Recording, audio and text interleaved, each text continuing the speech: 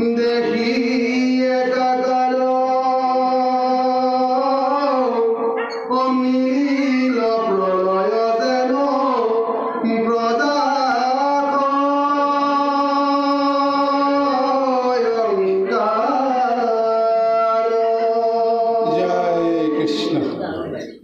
হে গুৰু সমস্ত মোৰ অতি শ্ৰদ্ধাৰ ব্ৰজবধূ ভদ্ৰী কাই মাতৃ সমস্ত যুৱক যুৱতী বন্ধু বান্ধৱ সমস্তৰে শ্ৰীচৰণত আমি কৌটি কৌটি প্ৰণিপাত জ্ঞাপন কৰিছোঁ। ইতিমধ্যে আমাৰ সকলোৰে শ্ৰদ্ধাৰ জয়কান্ত ডেকা প্ৰভুজনাই যি সুন্দৰভাৱে মহাতাত্ত্বিক সংযোজনেৰে মহাভাগৱতৰ দশম স্কন্ধত গোবৰ্ধন চৰিত্ৰৰ মহালীলা আলোচনা কৰি গৈছে। আমি তেখেতক অনুসৰণ কৰি আমি কেৱল প্ৰযত্ন কৰিম, কিয়নো প্ৰভু ভগৱন্তে এই গোবৰ্ধন লীলা কৰিব লগা হ'ল, তাৰ অন্তৰালতনো কি আছে, এই গোটেই কথাখিনি নিশ্চয় আমি জানিব লাগিব। এইকাৰণে জানিব লাগিব যে কৃষ্ণই মথুৰাত জন্মগ্ৰহণ কৰি বা মথুৰাত আবিৰ্ভাৱ হৈ তেওঁ লীলা আৰম্ভ কৰিলে ক'ত? গোকুলত, বৃন্দাবনত। আৰু লীলা আৰম্ভ কৰিবলৈ গৈ যিমানবিলাক তেওঁ লীলা কৰিলে, প্ৰতিটো দিনেই, প্ৰতিটো ক্ষণেই, প্ৰতিটো খোজতেই কেৱল তেওঁ লীলাই কৰি গৈ আছে। আৰু এই লীলাৰ অন্তৰত কিবা নহয় কিবা এটা ঈশ্বৰৰ ৰহস্য আছে। ইতিমধ্যে যিমানবিলাক লীলা কৰিলে গোবৰ্ধন লীলাৰ আগতে, সেই সমস্ত লীলাৰ কথা জগতে বুজি পাইছে, তাৰ সুবাদো পাইছে। আজি গোবৰ্ধন লীলা কৰিবলৈ যাওঁতে এতিয়া তেওঁ কিয় এই লীলাটো আৰম্ভ কৰিলে, ইয়াৰ অন্তৰালতনো কি আছে? ইয়াৰ আগতে ব্ৰহ্মাক পৰিচয়টো দিয়াই দিলে যে আচলতে কৃষ্ণ কোন, বসুদেৱৰ পুত্ৰ, নন্দৰ পুত্ৰ হয় নে নহয়, নে আৰু কোনোবা। আৰু এতিয়া ইন্দ্ৰৰ পাল পৰিছে। এতিয়া ইন্দ্ৰকো জনাই দিব বিচাৰিছে যে মই আচলতে মনুষ্য হয় নে নহয়। যদিও তেওঁ যি মুহূৰ্ততে কংসৰ কাৰাগাৰত দৈৱকীৰ গৰ্ভত আবিৰ্ভাৱ হৈছিল, অৱস্থান লৈছিল, সেইখিনি সময়তে সমস্ত ব্ৰহ্মা আদি কৰি দেৱতাসকলে সমস্তই আহি স্বয়ং প্ৰভু ভগৱন্তক বাস কৰিছে বুলি, দৈৱকীৰ গৰ্ভতেই অৱস্থান কৰিছে বুলি তুতি কৰি গৈছে। আৰু জন্মৰ ক্ষণতো সমস্ত দেৱতাই, সমস্ত তিনি জগতে তেওঁ মহা তুতি কৰিছে, মহা আয়োজনেৰে তেওঁক স্বাগতম কৰিছে। গতিকে এইসকলেতো এইজন যে কৃষ্ণ নহয় অন্য কোনোবাহে, বা ভগৱন্ত নহয় অন্য কোনোবাহে, এনেকুৱা ধাৰণা কেতিয়াও আহিব নালাগে। এইজন হৈছে স্বয়ং প্ৰভু ভগৱন্ত, জগতৰ ঈশ্বৰ।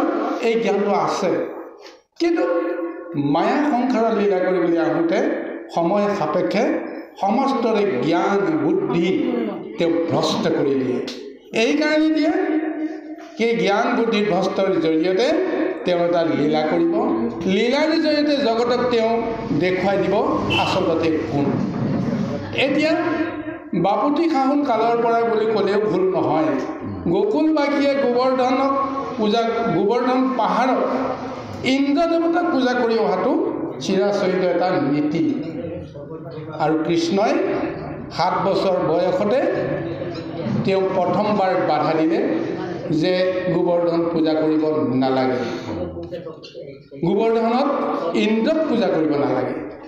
কিন্তু এই গোবৰ্ধন নামৰ পাহাৰটোত এটা দেৱতা আছে, যিটো দেৱতাৰ নামেৰে গোবৰ্ধনৰ নামাকৰণ হৈছে, পাহাৰটো নামাকৰণ হৈছে।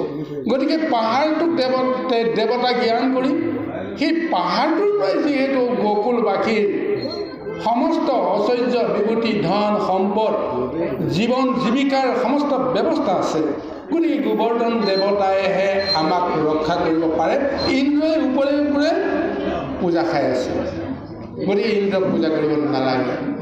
ইয়াৰ অৰ্থ এটাই যে ইন্দ্ৰৰ লগত তেওঁৰ এটা যোগাযোগ হ'ব লাগিব, পৰিচয় হ'ব লাগিব। বাপুতি শাসন কালৰে পৰাই সৃষ্টিৰ আৰম্ভণিৰ পৰাই ইন্দ্ৰৰ লগত যে ভগৱন্ত কৃষ্ণৰ কি সম্বন্ধ, এই সম্বন্ধটো দাপৰূপ হ'ব লাগিব। সত্য যুগত ইন্দ্ৰ আৰু ভগৱন্তৰ মানে মাজত এটা বিষয় সম্বন্ধ গঢ়ি উঠিছিল। এই কথাটোতো আপোনাক সবে জানে। যেতিয়াই বলিক চলনা কৰিবলৈ আহি পৰম প্ৰভু ভগৱন্তই অদিতিৰ গৰ্ভত কশ্যপৰ পুত্ৰ বা অদিতিৰ পুত্ৰ হিচাপে জন্মগ্ৰহণ কৰিলে, সেই তেতিয়াই দেৱতাৰ এক ৰূপ দেৱলোকৰ লগত তেওঁৰ সম্বন্ধটো গঢ়ি উঠিছিল।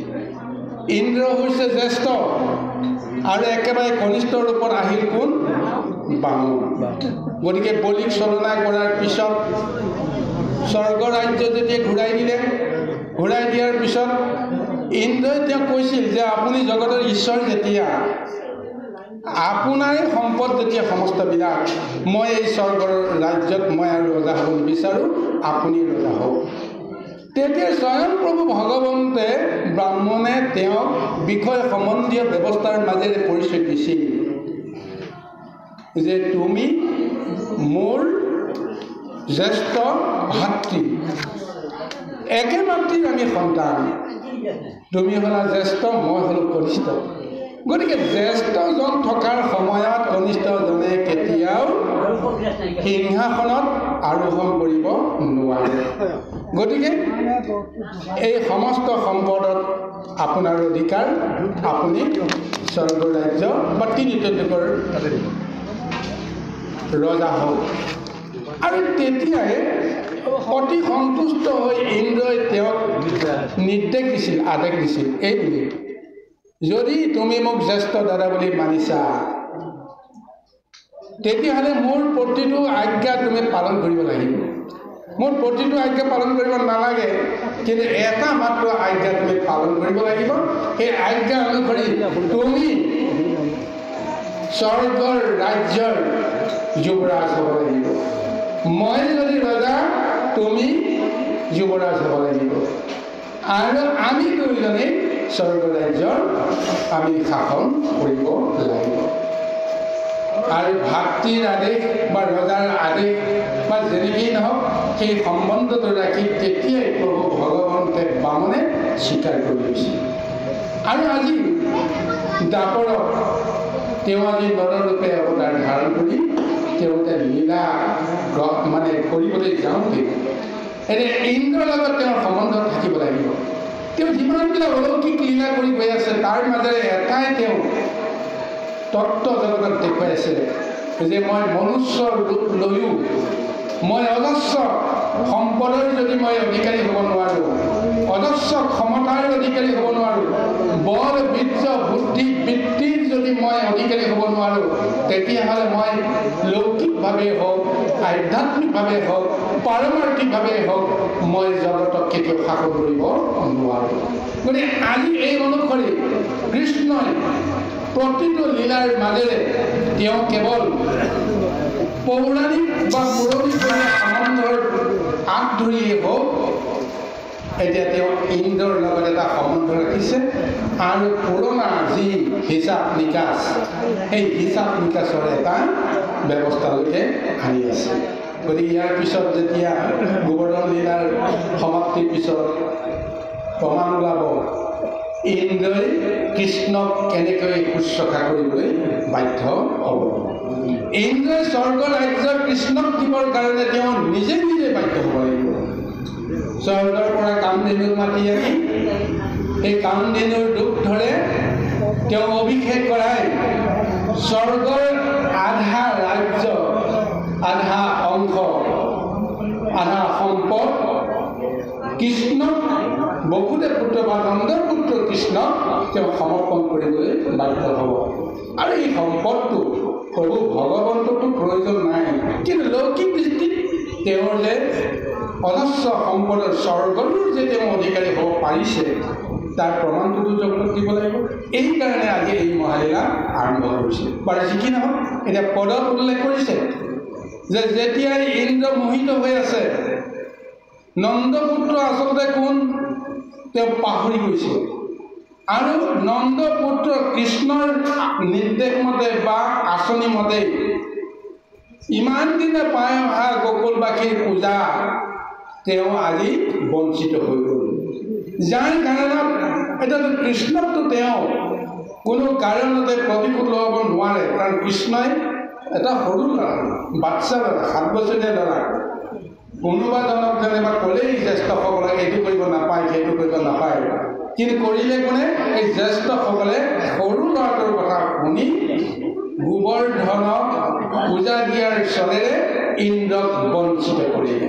যাৰ কাৰণত এই গোকুলবাসীক প্ৰাণে মৰাৰ এক ভাবুকি প্ৰদানৰ জৰিয়তে এক উচিত শিক্ষা প্ৰদান কৰি এইবাৰে যি গোবৰ্ধনক পূজা কৰিলা, ইয়াৰ পিছত যেন কোনো দিন আৰু গোবৰ্ধনৰ নাম ল'ব নোৱাৰা, ইন্দ্ৰক পূজা কৰিব লাগিব, মোক পূজা কৰিব লাগিব, এনেকৈ এটা মহা শিক্ষা দিবৰ কাৰণে ইন্দ্ৰই এক আঁচনি যুগুত কৰি তেওঁ মেঘগণক যেতিয়া নিৰ্দেশনা দিলে, সমস্ত দেৱগণক যেতিয়া নিৰ্দেশনা দিলে, ৰজাৰ আজ্ঞা অনুসৰি বৰ্ষণৰ জৰিয়তে, বৃষ্টিৰ জৰিয়তে, মহা প্লাৱনৰ জৰিয়তে সমস্ত ব্ৰজ আপোনাৰ গোকুলবাসীক মহা শিক্ষা প্ৰদান কৰিবৰ কাৰণে এক বৃষ্টিপাত অহৰহভাৱে আৰম্ভ কৰি দিলে। পদত বিষয়টো আলোচনা কৰিছে এনেকৈ যে ইমান ঢৌ ধুমুহাৰ মাজেৰে গোটেই গোকুলবাসীক অন্ধকাৰময় এটা পৰিৱেশৰ মাজেৰে ঠেলি দিছে। কোনো লোকেই সেই ঢৌ ধুমুহাৰ মাজত অকণমানো স্বস্তিৰ নিশ্বাস পেলাব পৰা পৰিৱেশ নাইকিয়া হৈ গ'ল। খাল বাম একাকাৰ হৈ গ'ল। এতিয়া এনেকুৱা এক দুৰ্যোগৰ মাজেৰে এতিয়া গোকুলবাসীৰ প্ৰতিটো জীৱই কেনেকৈ পৰিত্ৰাণ পাব, তাৰ কাৰণে এতিয়া হাহাকাৰ লাগিছে। আজি এই ভয়ংকৰ বৰ্ণনাটো দিছে চাৰ গুৰুসকল। 1 মাহ 1 বছৰ লাগে বৰষুণ মানে প্ৰখৰ মানে ৰ'দ দি থাকক, ক'ব লগা নাই, কিন্তু এদিন যদি ধাৰাসাৰ বৃষ্টিপাত মাত্ৰ 3 ঘণ্টাৰ কাৰণে দিয়ে, 4 ঘণ্টাৰ কাৰণে দিয়ে, তেতিয়াহ'লে কেনেকৈ এটা অৱস্থা হৈ যায় আমি প্ৰত্যক্ষ প্ৰমাণ পাইছোঁ। 7 দিন 7 ৰাতি একেৰাহে বৃষ্টিপাত হৈ থকাৰ এই মহা দুৰ্যোগৰ সময়ত কি হ'ব নোৱাৰে। আজি গোকুলবাসীৰ অন্তৰত এনেকুৱা এক ভয় শংকাৰ জাগৰণ দিছে। আহক এই জীৱবিলাকে এতিয়া পৰিত্ৰাণৰ কাৰণে কি উপায় চিন্তা কৰে, পদত নিশ্চয় বিষয়খিনি আলোচনা হ'ব। আমি পদৰ মাজলৈকে উভতি যাম। জয় কৃষ্ণ।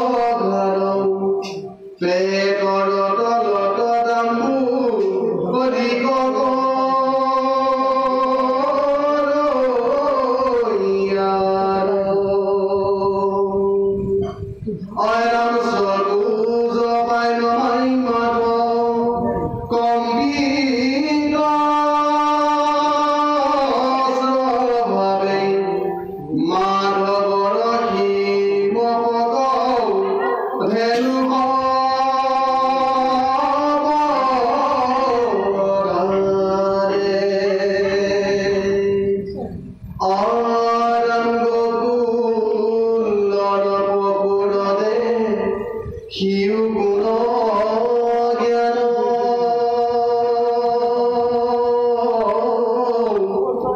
জানৈ ৰক্ষা কৰণ তাকি বিনে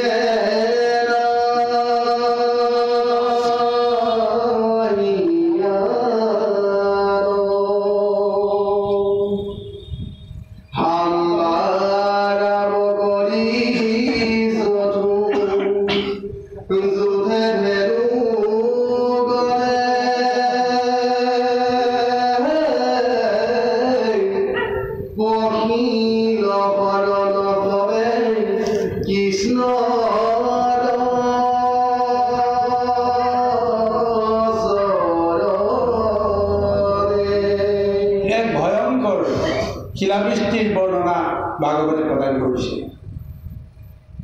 যে ভয়ংকৰ ভয়ংকৰ শিলবিলাক বৰ্ষণ হ'বলৈ আৰম্ভ কৰিছে। ধুমুহাই যেনেকৈ সমস্ত গছ বিৰিখক এনেকুৱা এক কাবু কৰিবলৈ ৰূপ ধাৰণ কৰিছে আৰু সমস্ত জীৱ জগত ত্ৰস্তমান হৈ আছে। সমস্ত লোকেতো নিজৰ নিজৰ গৃহত সোমাই থকাৰ বাহিৰে মাতটো দিব পৰা কোনো এটা অৱস্থাই নাইকিয়া হৈ গৈছে। কেৱল আঁতৰত প্ৰাণৰ মমতাত নিজক নিজে পৰিত্ৰাণৰ কাৰণে কিবা এটা উপায় বিচাৰি আছে। মনুষ্যসকলেতো গৃহত সোমাই আছে প্ৰাণৰ ভয়ত, কিন্তু পশুকুলে কি কৰিব? পশুকুলেতো গৃহত সোমাই থকাৰ অৱস্থা নাই, তেওঁলোকেতো আকাশৰ তলতেই থাকিব লাগিব। তাৰোপৰি যিবিলাক গৰু গাই তেওঁলোকৰ সৰু সৰু যিবিলাক সন্তান পোৱালীবিলাক এতিয়া ডাঙৰবিলাকেই থকাৰ কোনো বা নিৰাপত্তাৰ কোনো নিশ্চয়তা নাই। এতিয়া সৰু সৰুবিলাকৰ নিশ্চয়তা কিন্তু তেওঁলোকে বিচাৰি পায়। কেনেকৈ পায়? মাক বাপেক যেতিয়া থাকিব, মাকৰ বাপেকৰ আশ্ৰয়তেই তেওঁলোকে জগতৰ কথা পাহৰি যায়। আজি এই গৰুবিলাকে নিজেতো ত্ৰস্তমান হৈ আছে, কিন্তু তেওঁলোকৰ পৰিয়ালবিলাক, তেওঁলোকৰ সৰু সৰু পোৱালীবিলাকে মাতৃ পেটৰ তলতে লুকাই থাকি বাহিৰৰ ঢৌ ধুমুহাৰ পৰা ৰক্ষা পাবৰ কাৰণে চিন্তা কৰিছে আৰু নিজৰ পোৱালীক ৰক্ষণাবেক্ষণ দিবৰ কাৰণে নিজৰে সৰ্বস্ব ত্যাগ কৰিবৰ কাৰণে যিটো জীৱ জগতৰ এটা স্বাভাৱিক যি এটা ধৰ্ম, সেই ধৰ্মটো এতিয়া ৰক্ষা কৰিছে। তাৰপিছত যেন গৰু গাইবিলাকে বা সেই পশু কন্যাবিলাকে নিজেও চিন্তা কৰিবলৈ বাধ্য হৈছে যে আমি আমাৰ সন্তানসকলক পেটৰ তলতে সকলো সময়লৈকে ৰক্ষা কৰিব নোৱাৰিম। তাৰপিছতে তেওঁলোকে আপোনা আপুনি নিৰাপত্তা বিচাৰি আগুৱাই গৈ আছে ক'লৈ? ঢৌ ধুমুহাৰ মাজেৰে কৃষ্ণক ধ্যান কৰি কৃষ্ণৰ ওচৰলৈকে তেওঁলোকে আগবাঢ়ি গৈ আছে। তাকে এতিয়া ভাগৱতে কৈছে যে সমস্ত নৰসকল গোকুলবাসীয়ে পৰিত্ৰাণৰ কাৰণে সেই সময়ত উপায় চিন্তা কৰিব পৰা নাছিল যে কোনে আমাক ৰক্ষা কৰিব। কিন্তু আজি পশু জাতি হৈ গো জাতিয়ে হৈ তেওঁলোকে নিৰাপদ আশ্ৰয় ৰূপত কৃষ্ণৰ নাম তেওঁলোকে স্মৰণ কৰিব পাৰিছে, কৃষ্ণক তেওঁলোকে ধ্যান কৰিছে। আৰু কৃষ্ণ নাম লোৱাৰ লগে লগে, কৃষ্ণক ধ্যান কৰাৰ লগে লগে কৃষ্ণৰ ফাললৈ যেতিয়া তেওঁলোকে খোজকাঢ়ি গৈ আছে কৃষ্ণৰ ওচৰত নিৰাপত্তা বিচাৰি, সেই সময়ত হাজাৰ ঢৌ ধুমুহা বৃষ্টিপাতকো তেওঁলোকে কিন্তু কটাক্ষ কৰা নাই। এয়াই হৈছে সৃষ্টিৰ এক মহা ৰহস্য।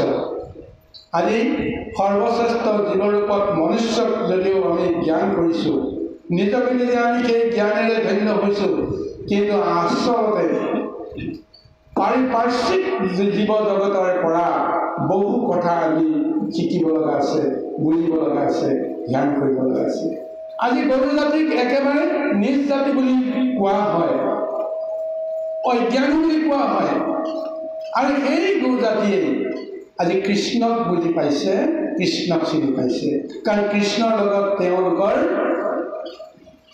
পূৰ্বৰে পৰা যিটো আত্মিক সম্বন্ধ, এই সম্বন্ধটো প্ৰথম সেই গৰু জাতিৰ লগতে কৃষ্ণৰ সম্বন্ধটো গঢ়ি উঠিছিল। সেইকাৰণে তেওঁলোকে কৃষ্ণৰ ওচৰলৈকে যেতিয়া লাহে লাহে আগুৱাই গৈ আছে, এই সময়ত গোকুলবাসীয়ে আচৰিত হৈ চাই আছে যে এওঁলোকে ক'লৈ গৈ আছে।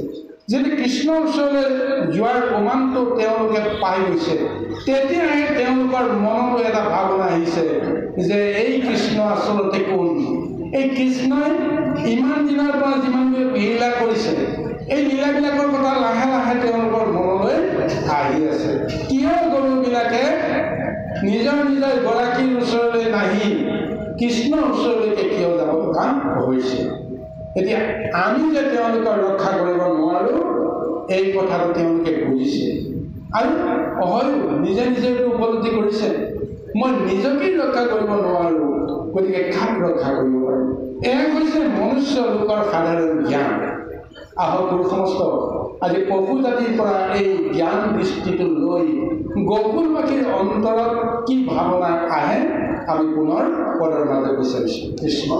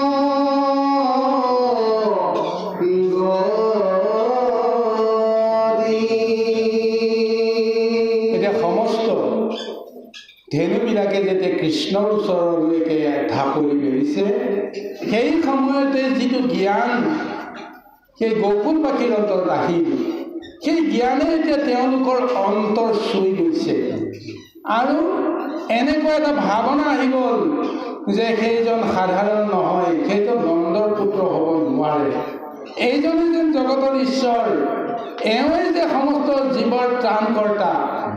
এই জ্ঞানটো অহাৰ লগে লগে ইমান দিনে গোকুলত যি লীলা কৰি গোকুলবাসীক ৰক্ষা কৰি আছে, এই সমস্ত কথা যেতিয়ালৈকে তেওঁলোকৰ জ্ঞান ধাৰণাত আহিল, তেওঁলোকেও কৃষ্ণৰ ওচৰলৈ গৈ আধে বেধে তুতি কৰিবলৈ আৰম্ভ কৰিছে।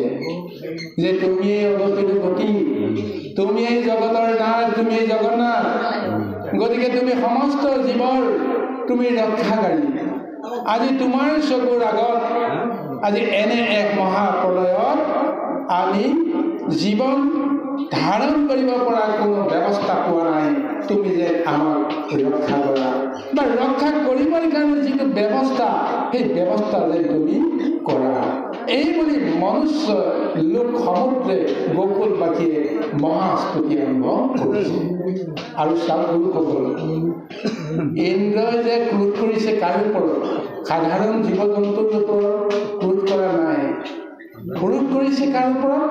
এই গোকুলবাসীৰ ওপৰত, যিসকলে তেওঁক পূজা নিদিলে। সেইকাৰণে তেওঁলোকেই যদি তুতি নকৰে, কাৰোবাক যদি আশ্ৰয় নকৰে, তেতিয়াহ'লে কেনেকৈ সেইসকলক ৰক্ষাৰ চলেৰে সমস্ত জীৱকুলক ৰক্ষা কৰিব? আৰু এই তিনি জগতত তিনি তৈলকত বা এই সৃষ্টিত 84 লক্ষ জনীও যদি জীৱ আছে, প্ৰধান অধিপতি কোন? মনুষ্যসকল।